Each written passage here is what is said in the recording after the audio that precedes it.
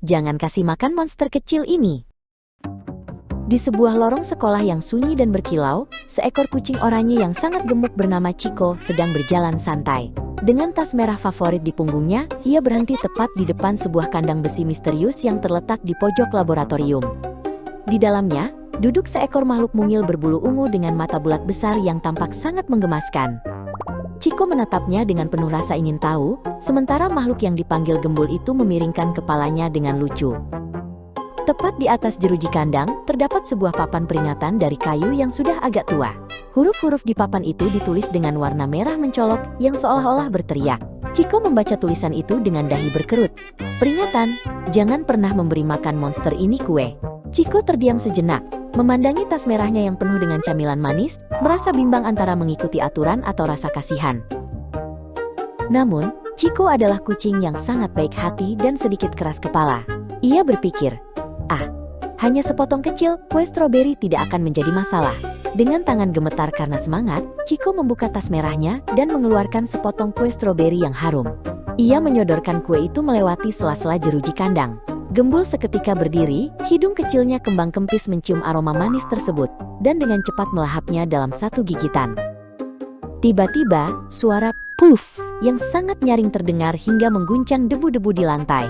Dalam sekejap, Gembul bukan lagi makhluk mungil yang muat di telapak tangan. Tubuhnya membesar dengan sangat cepat hingga jeruji kandang besi itu melengkung dan patah berkeping-keping. Sekarang, Gembul sudah sebesar anjing besar, dengan bulu ungu yang semakin tebal dan senyum lebar yang memperlihatkan giginya. Chico melompat mundur karena terkejut, ekor oranyenya berdiri tegak karena kaget. Alih-alih takut, Chico justru merasa ini sangat seru. "Wah, kamu jadi keren," seru Chico sambil tertawa. Ia berpikir, jika satu kue bisa membuatnya besar, maka lebih banyak kue akan membuatnya semakin hebat. Chico pun membuka lebar tas merahnya dan mulai melemparkan seluruh persediaan kue mangkok coklat yang ia miliki. Gembul melompat ke sana kemari dengan lincah, menangkap setiap kue yang dilemparkan Chico dengan mulutnya yang kini bisa terbuka sangat lebar. Tapi keseruan itu tidak bertahan lama.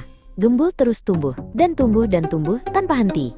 Dalam hitungan detik, tubuh ungu raksasanya yang empuk memenuhi seluruh lorong sekolah dari ujung ke ujung. Loker-loker besi di sampingnya mulai penyok karena terhimpit tubuh Gembul yang sangat besar. Kepala Gembul kini sudah menyentuh langit-langit sekolah, dan Chico yang gemuk kini terlihat sangat kecil, seukuran semut di depan kaki raksasa monster itu. Suasana sekolah menjadi remang-remang karena tubuh raksasa Gembul menutupi sebagian besar lampu. Monster ungu itu perlahan-lahan merundukkan kepalanya yang besar, mendekatkan wajahnya yang kini terlihat misterius ke arah Chico yang mulai gemetar. Dengan suara yang berat dan bergetar seperti guntur, Gembul berbisik tepat di telinga Chico. "Terima kasih atas kuenya, kucing kecil. Tapi tahukah kamu, aku punya 100 saudara lain yang juga sedang sangat lapar di sekolah ini." Mendengar hal itu, Chico langsung merogoh tas merahnya dengan panik.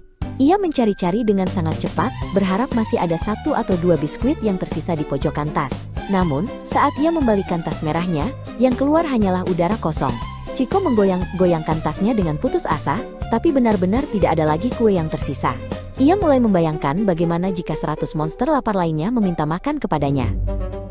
Tiba-tiba, Gembul mendongakkan kepalanya yang besar ke arah langit-langit sekolah. Ia membuka mulutnya sangat lebar hingga gigi-giginya terlihat berkilau dalam kegelapan. Dengan sekuat tenaga, ia mengeluarkan teriakan yang aneh namun berirama. "Humba! Humba!" Suaranya begitu keras hingga kaca-kaca jendela di sepanjang koridor bergetar hebat.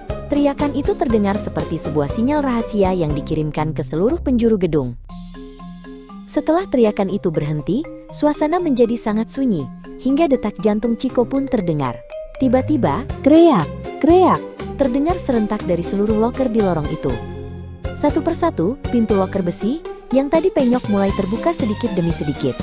Dari dalam kegelapan loker-loker tersebut, muncul ratusan pasang mata kecil berwarna kuning yang bercahaya terang, semuanya menatap tajam ke arah Chico yang sendirian.